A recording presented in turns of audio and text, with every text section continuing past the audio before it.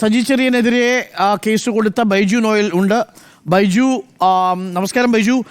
ഇപ്പോൾ ഹൈക്കോടതി ഉത്തരവ് താങ്കൾക്ക് അനുകൂലമായി വന്നിരിക്കുന്നു, അഥവാ സജി ചെറിയനെ കനത്ത പ്രഹരമാണ് എന്ന് തന്നെ മനസ്സിലാക്കുന്നു. ഹൈക്കോടതി ഉത്തരവിൽ നിന്ന് മനസ്സിലാക്കുന്നത് എന്താണ് ശ്രീ ബൈജു നോയൽ? എനിക്ക് അനുകൂലമാണ് എന്ന് പറയുന്നതിനേക്കാൾ ആഗ്രഹം ഇന്ത്യൻ ഭരണഘടനയ്ക്ക് അനുകൂലമാണ് എന്ന് പറയുന്നതിലാണ്. കാരണം ഈ കേസിനകത്തുള്ള വിക്ടിം എന്ന് പറയുന്നത് Indian ഭരണഘടനയാണ്. The Honorable High Court and Supreme Court is the de facto complainant, de facto guardian of the Constitution, as well as the de facto custodian of the Constitution, as well as the guardian of the Constitution. Indian ഭരണഘടനയെ അപമാനിക്കാൻ ഇന്ത്യയിലെ ഒരു പൗരനും അവകാശമില്ല. Indian ഭരണഘടനയെ ബഹുമാനിക്കുക എന്നുള്ളത് ഇന്ത്യയുടെ ഭരണഘടനയുടെ ഫണ്ടമെന്റൽ ഡ്യൂട്ടീസിന്റെ ഭാഗമാണ്. ഇദ്ദേഹം ഒരു മന്ത്രി എന്നുള്ള നിലയിലും MLA എന്നുള്ള നിലയിലും ഒരു പൗരൻ എന്നുള്ള നിലയിലും ഇന്ത്യൻ ഭരണഘടനയെ ബഹുമാനിക്കാൻ ഏറ്റവും അധികം ബാധ്യതപ്പെട്ട ഒരാളാണ് അദ്ദേഹം. ആ ഒഫൻസ് ആണ് ചെയ്തിരിക്കുന്നത്. Prevention of insult national honour act section 2 പ്രകാരം ഇന്ത്യൻ ഭരണഘടനയെ ഇൻസൾട്ട് ചെയ്യുകയും ഡിസ്റെസ്പെക്ട് ചെയ്യുകയുമാണ് അദ്ദേഹം ചെയ്തത്. അതിനകത്ത് പ്രൈമ ഫേസിയെ ഒരു കേസ് ഉണ്ട് എന്നുള്ളതാണ് കോടതിയുടെ ഇന്നത്തെ ഫൈൻഡിങ്സ്. ഒരു സംശയം ശ്രീ ബൈജു, അതായത് ഭരണഘടനയെ വിമർശിക്കാനുള്ള അവകാശം പൗരന് നൽകുന്നു, താൻ ആ അവകാശം മാത്രമേ ഉപയോഗിച്ചിട്ടുള്ളൂ എന്നാണ് സജി ചെറിയാൻ പറഞ്ഞിരുന്നത്. ഭരണഘടനയെ വിമർശിക്കുക, പുരോഗനാത്മകമായി വിമർശിക്കുക, അല്ലെങ്കിൽ ഒരു ഭരണഘടന ഭേദഗതിക്ക് വേണ്ടിയുള്ള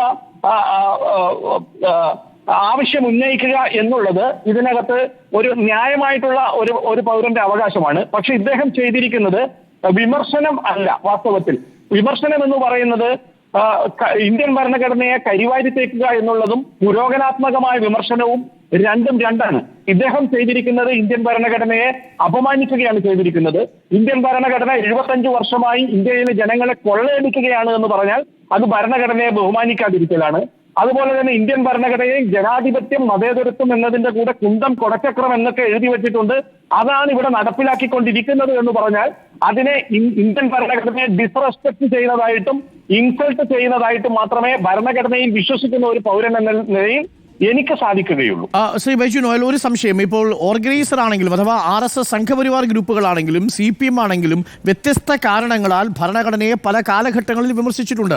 അതൊരു കൊളോണിയൽ പ്രോജക്റ്റാണ് ഭരണഘടന എന്ന വിമർശനം ഉയർത്തുന്നത് സംഘപരിവാറാണ്. അത് തന്നെയാണ് ഒരു പരിധിവരെ CPM മറ്റൊരു തരത്തിൽ അതൊരു ലിബറൽ ക്യാപിറ്റലിസ്റ്റ് ബൂർഷ്വാ ഭരണഘടനയാണ് എന്ന് പറയുന്നത്. അങ്ങനെ പറയുന്നത് ഭരണഘടനാ വിരുദ്ധമാകുമോ എന്നതാണ് ചിലർ ചോദിച്ച ചോദ്യം. എന്റെ കേസിനകത്ത് ഞാൻ ഈ പറയുന്ന കാര്യങ്ങളൊന്നുമല്ല. ഇതിനകത്ത് മല്ലപ്പള്ളിയിൽ വെച്ച് ഇദ്ദേഹം നടത്തിയ പ്രസംഗം, ഇദ്ദേഹത്തിന്റെ കീഴ്വായ്പൂർ പോലീസ് രജിസ്റ്റർ ചെയ്ത ക്രൈമാണ് ഞാൻ റീഇൻവെസ്റ്റിഗേഷൻ ചോദിച്ചിരിക്കുന്നത്. അതിനകത്ത് വേറെ ആരെങ്കിലും ഇത് പറയുന്നുണ്ട് എന്നുള്ളത് ഇദ്ദേഹത്തിനെ ന്യായീകരിക്കാൻ സഹായിക്കുന്ന ഒന്നല്ല. അത് വെച്ച് ഇദ്ദേഹത്തെ നമുക്ക് ന്യായീകരിക്കാൻ കഴിയില്ലായിരുന്നു. അതായത് ഇദ്ദേഹം പറഞ്ഞ ഒരു ആർഗ്യുമെന്റ്, ഒരു സംശയമാണ്, ഭരണകൂടത്തെ വിമർശിക്കാൻ വേണ്ടി ഞാൻ ഭരണഘടനയെ ഉപയോഗിച്ചു എന്നാണ് അദ്ദേഹം പറയുന്നത്. ഈ ഭരണഘടനയുടെ മറവിൽ ഭരണകൂടം തൊഴിലാളികളെ ചൂഷണം ചെയ്ത് കൊള്ളയടിക്കുന്നു എന്നതാണ് പറയാൻ ഉദ്ദേശിച്ചതെന്നാണ് അദ്ദേഹം പറയുന്നത്.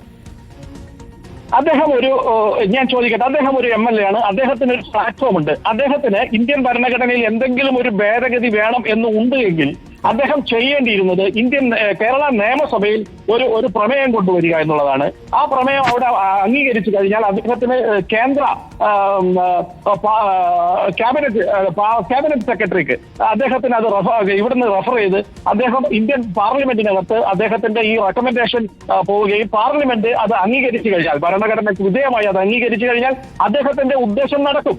അതിന് പകരം അദ്ദേഹം പൊതുമധ്യത്തിൽ വന്ന് ഈ മൈക്ക് വെച്ച് പൊതുജനങ്ങളോട് പ്രസംഗിക്കുകയല്ല വേണ്ടത്. വാസ്തവത്തിൽ അദ്ദേഹത്തെ ഒരു പ്ലാറ്റ്ഫോം ഇല്ലാത്ത ആളല്ല. അദ്ദേഹത്തെ നമ്മൾ തെരഞ്ഞെടുത്ത് വിട്ടിരിക്കുന്നത് ഇന്ത്യൻ ഭരണഘടന അമെൻഡ് ചെയ്യണമെങ്കിൽ അമെൻഡ് ചെയ്യാൻ വേണ്ടി കൂടിയാണ്.